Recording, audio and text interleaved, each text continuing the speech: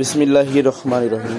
সম্মানিত দর্শক বন্ধুরা, আমার সামনে যে ট্রান্সফরমার দেখতে পাচ্ছেন, এটা একটা কোম্পানির হেডের ট্রান্সফরমার। এটা পিবিএ 4000 অ্যাম্পিলিফায়ারের ভিতর ছিল।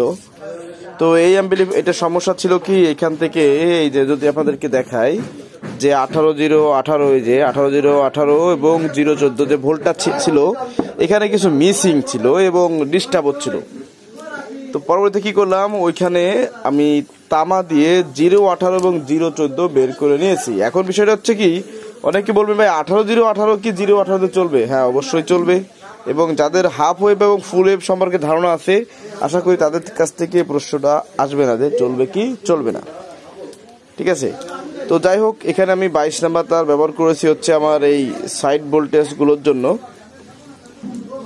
তো এই দেখতে পাচ্ছেন এখানে এই হচ্ছে আমার 018 ভোল্টেজ, আর এই দেখতে পাচ্ছেন এটা হচ্ছে আমার 014 ভোল্টেজ। এখন ইনপুট ভোল্টেজ অনুযায়ী আউটপুট ভোল্টেজ কিছু কম বেশি থাকবে, এটাই কিন্তু স্বাভাবিক। ঠিক আছে, আর আমি কিন্তু এখানে চাইলে আপনার হিট পুলি দিতে পারতাম। তো আমি ফাইবার টেপ দিয়ে কাজ করি সবসময়ের জন্য, আপনারা জানেন।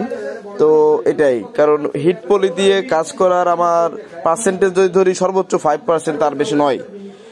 ঠিক আছে, তো যাই হোক, এই হচ্ছে বিষয়। এখন এটাকে লাগানো হবে এবং এটার যে 7272 ভোল্টেজটা, এটা ঠিক আছে, ঠিকঠাকই আছে, কোনো অসুবিধা নাই।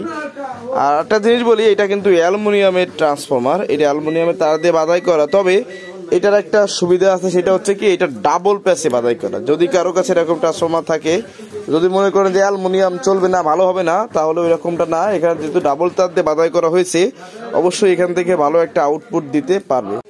তো এটা হচ্ছে আপনার ফাইনাল লুক।